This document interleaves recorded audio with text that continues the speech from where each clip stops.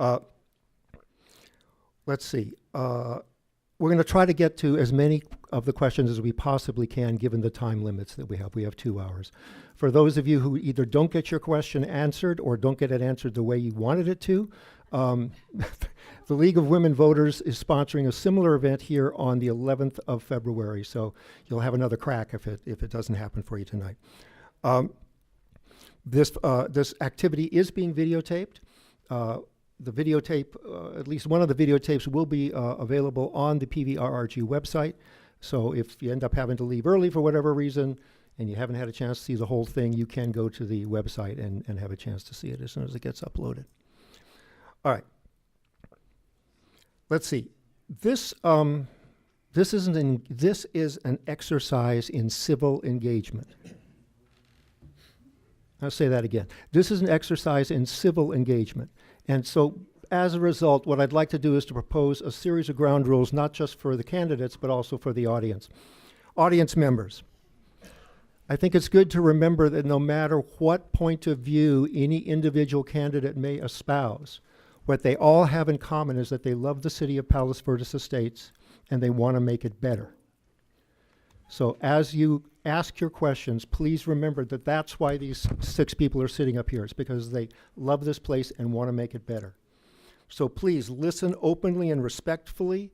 I would very much appreciate it. No cheering, no jeering, no catcalls, no spontaneous outbursts. Okay? The opportunity here is to listen to them. And please try to turn off all electronic devices. And secondly, if you can keep your side conversations to a minimum, that would be appreciated as well. Candidates, I would ask that you talk directly to the audience, not to one another. This is not meant as a debate. This is meant really as an opportunity for you to speak out here to them. Please focus on issues. This is not about any kind of personal issues one way or the other. No innuendos, no snide comments, no none of that. Let's just stick to the issues, please. Please try to stick to the time limits when you hear that melodious sound. That will help us get out of here on time. Would appreciate no interruptions. And please focus. There you go. Focus on to the extent that you can, focus on the present and the future. Obviously, talking about what has already happened is necessary to talk about maybe what you think is going to happen. But the purpose here tonight is not just to rehash the past. It's really to talk about where are we going as a city. Make sense? Okay, good. All right. So I'm going to do just a very brief set of introductions, and I'm going to start by, if you will, introducing somebody who is not here. You may be aware that Jeff Grove had initially put his name in as a candidate. He has decided to withdraw from the race, and we learned this for sure just a couple of days ago. So all he is doing is urging everybody to vote on the 5th of March, to vote to help make this place a better city. So that's Jeff's point of view. The folks we have up here, going from my left, we have Michael Kempes, who is a businessman and technologist. By the way, the titles came directly off the ballot form. So Michael Kempes, businessman and technologist. Jennifer King, who is an incumbent council person. Victoria Lozzi, who is the city treasurer and a banker. Kevin McCarthy, a law enforcement executive. Dave McGowan, a finance executive. And finally, Betty Lynn Peterson, who is also an incumbent council member. So welcome again, and thank all of you for your commitment to the city and for being here tonight. So I'm going to allow you all to introduce yourself. We're going to start. We had a sort of a lottery process, and David won, so he'll be starting, and then we'll simply be going down the line to his right until we've heard from everyone. You folks have up to 3 minutes to respond to this. Don't feel like you need to take all 3 minutes, but you have up to 3. You guys, your switches are actually on you're on. It's just on as long as you got a green light, you're good. Okay. So what I'd like to do is to start off by asking you this, and if you can incorporate this into your introductory comments, that would be great. Most of you have listed either on your website or on your yard posters up to 3 different things that you are committed to in terms of being on the council. So I would like, as part of your introductory, if you could maybe tell us why you selected the ones you did. What was it about those three that really called to you, and what the residents of PVE could expect from you in those areas if you are elected? So with that, David, I'll turn it over to you. Thank you. Good evening. My wife Lynn and I have been residents in Palos Verde Estates since we were transferred here 23 years ago. I am now retired and operate my own business, Lanada Bay Associates, and have the time to devote to the council. I'm a member of the Palos Verde Estates Financial Advisory Committee that was established a year ago and appointed based upon my accounting and 50-year financial career. Following graduate school, my professional background has included senior financial positions in manufacturing, where I led global financial planning and analysis. I was chief financial officer for U.S. operations. I was also the chief accounting officer for the publicly traded company Norwest, commonly known as Wells Fargo today. And I also ran a mortgage banking unit for First Bank System, which is now U.S. Bank, prior to joining PricewaterhouseCoopers. I retired from PricewaterhouseCoopers almost 11 years ago, where I had led a financial analysis and dispute resolution practice that was focused on corporations and major and governmental entities. I am familiar with how cities do their municipal accounting and have provided assistance to Los Angeles, the City of Los Angeles, the County of Los Angeles, County of Orange, San Luis Obispo, the Los Angeles Coliseum Commission, et cetera, et cetera. I am frequently called upon to provide expert testimony on a wide range of financial issues in federal, state, and municipal courts. I am a CPA, CMA, CFE. Why am I running? My signs have all indicated safety, security, and fiscal integrity. I have examined our city's financial statements, and as a member of the FAC, coupled with my background, I believe I know and understand our city's financials well, if not better than any other candidate. Therefore, I am running as an independent and will team with whatever complement the voters determine. I'm motivated to run for the council because I find that our city's financial condition is deteriorating, and the city has no long-range plan for improvement. I am working with the FAC to develop a 5 to 10 year financial projection to provide a path to fiscal stability. I want to preserve the safety and security that we enjoy in PVE, and I work to pass the recent Measure E and provided critical funding for the city and the police department. The large majority, 2/3 of our voters, said they wanted to retain our local PVE police department. So as a city council member, I would work to do that in the most efficient and cost-effective manner. My background not only includes leadership roles in business, but also in the community. I'm one of the founding members of and CFO of the Los Angeles Parks Foundation, where I have been involved with parks and management ranging from the Griffith Park to the neighborhood pocket parks. David, excuse me, did we hear that melodious sound? Okay. Yeah. Is 3 minutes up? Okay. Why don't you finish your last sentence then, and I'm going to have to move on. I'm sorry? Finish your last sentence, and then we're going to have to move on. Okay, I want to... It can be a long sentence.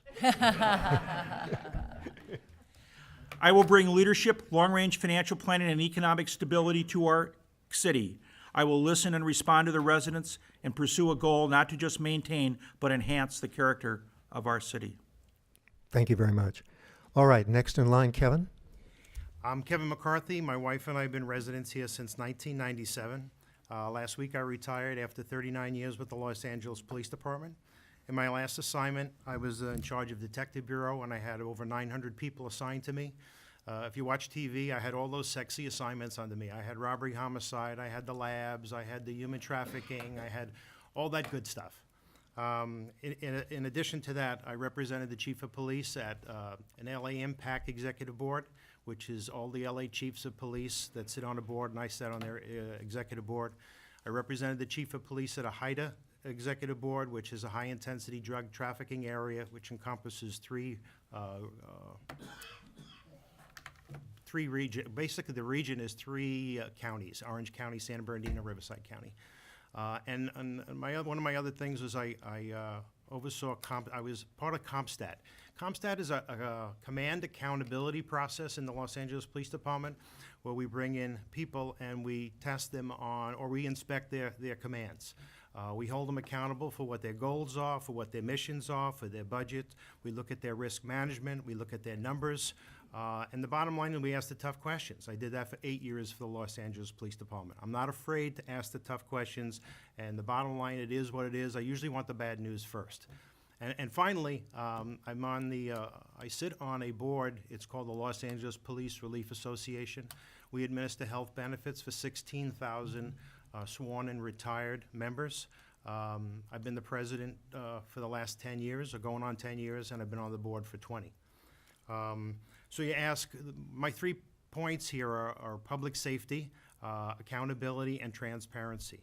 And so the way that works is public safety is pretty obvious. You know, I've been in public safety for 39 years, but public safety is not just about crime. It's about fire prevention. It's about emergency preparedness. It's about traffic. So there's a whole bunch of things encompassed in that. Accountability, I'd like to bring part of like a CompStat process to the city and hold city staff accountable. You know, we need to ask the tough questions. And finally, transparency. Transparency in that not just what happens at a board meeting, but what the verbal communication and the written communication. I read the budget, and it's 120 pages. I had a little tough time with it. I'll be honest, I didn't read the whole thing.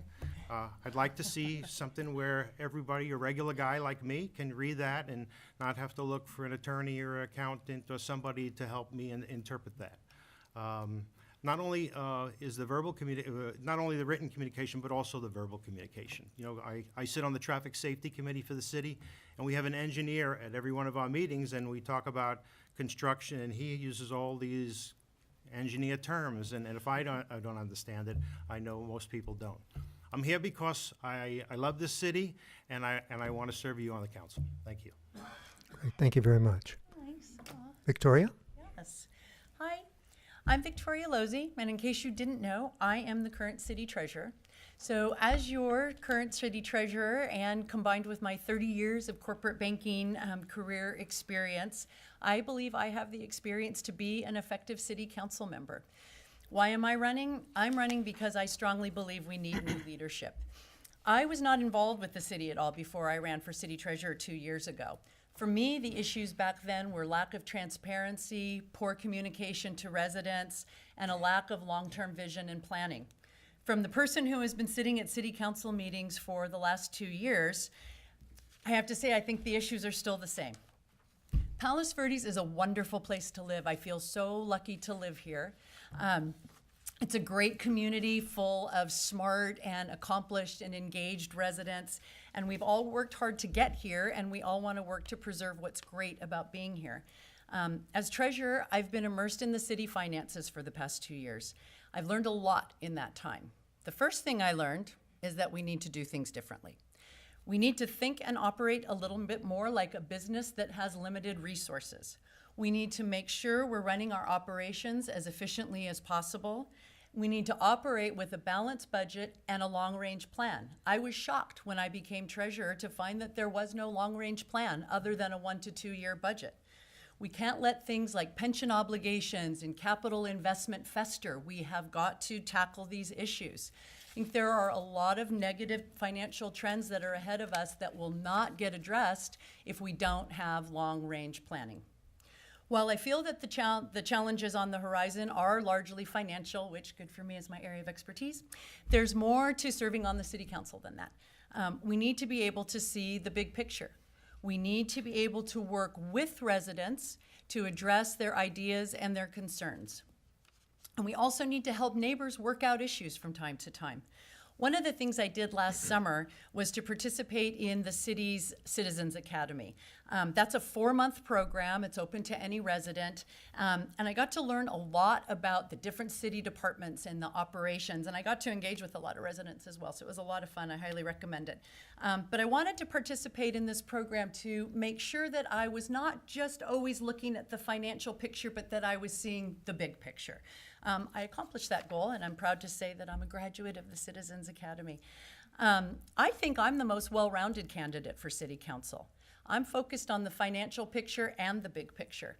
I think our residents want their leaders to preserve the character of our beautiful city, to preserve everything that's great about our city, but also to address the financial issues head-on. We need forward-looking, independent thinkers to lead our city. Leaders who will put the needs of the residents first, to make decisions based on what the residents want and not what they individually think is best.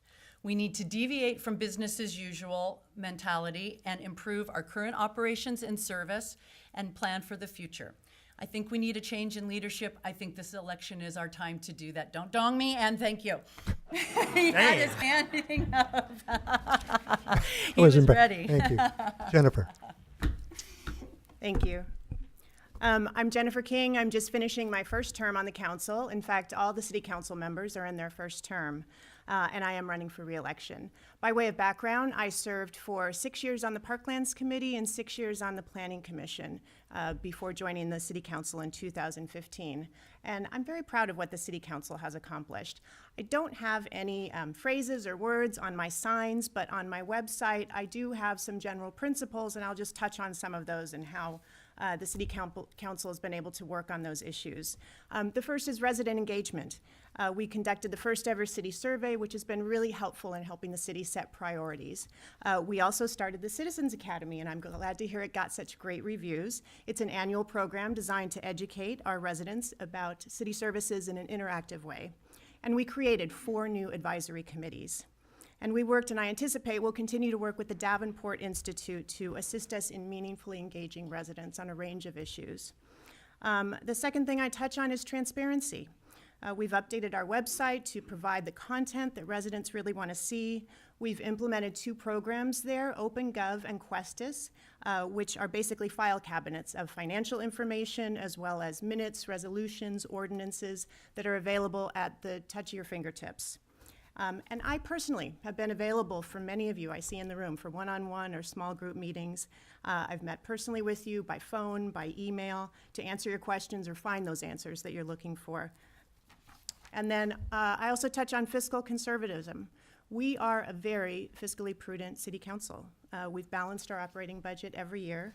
We've incurred no debt. And despite the failure of Measure D to obtain a 2/3 majority, which meant that the city lost $5 million that it will never get back, we still have maintained over $10 million in reserves. We've done that by making significant cuts in our operating budget and by eliminating, deferring, or extending certain capital projects. We are engaged in long-range planning. We formed the Financial Advisory Committee to help us engage in that, recognizing that increasing pension liability and our rising infrastructure needs will, in the future, cause our expenses to exceed our revenue. So why am I running for a second term? I'm doing it because I love our city. I've lived here for 20 years. I've raised my family here. And while I'm proud of what the City Council has accomplished, I know that there is more work to be done.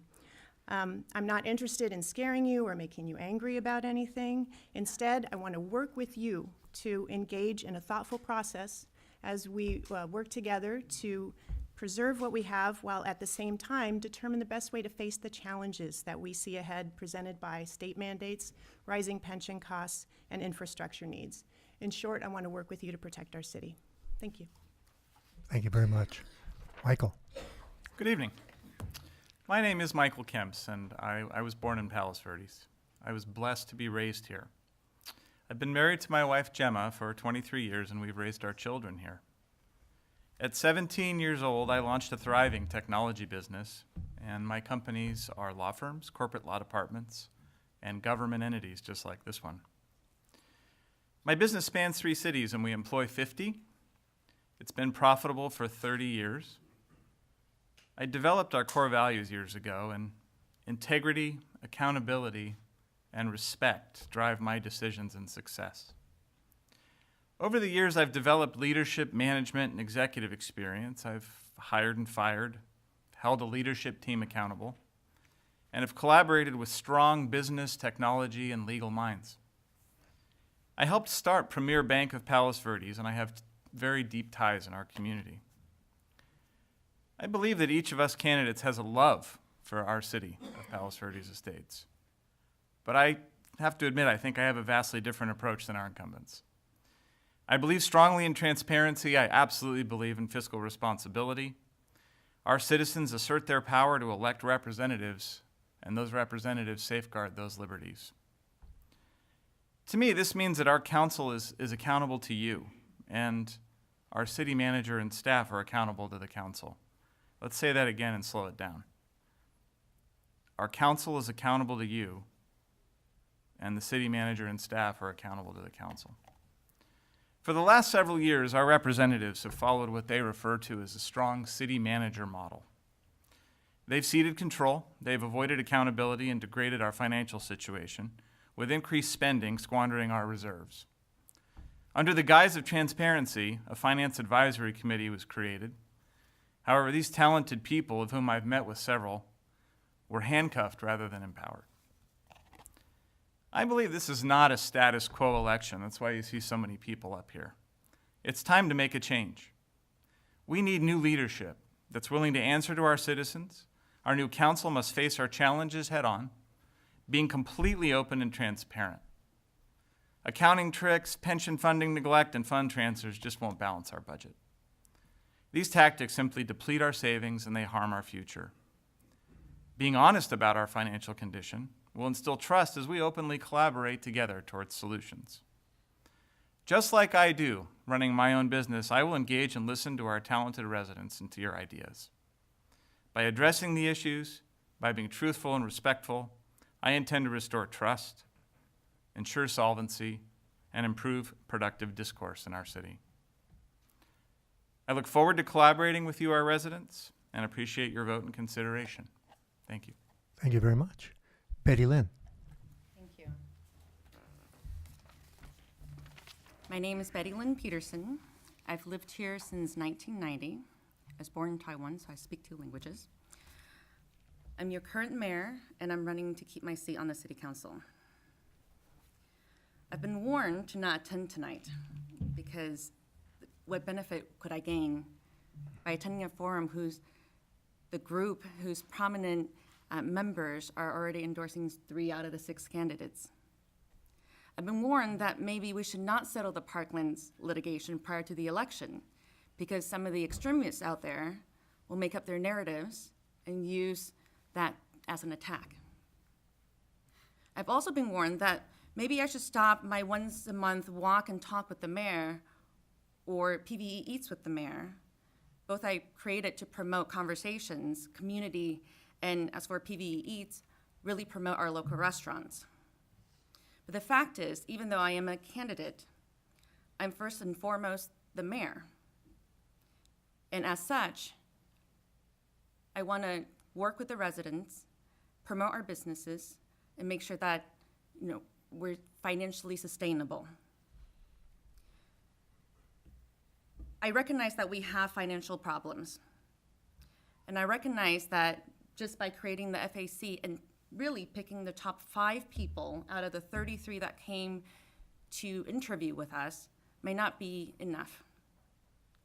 But recognizing our problem and finding the baseline is one of the first things we need to do. Right now, our conversations are so far away from each other, and why is that? Is it because we have completely different accounting systems that we can't come to somewhere in the middle? Is it because we're adding depreciation onto the expenses and making the charts seem astronomical? I'm not sure. But by not having these conversations, it just depletes the trust between residents, and that's not what I'm here to do. My goal is to make sure that our city is financially solvent, creating a baseline.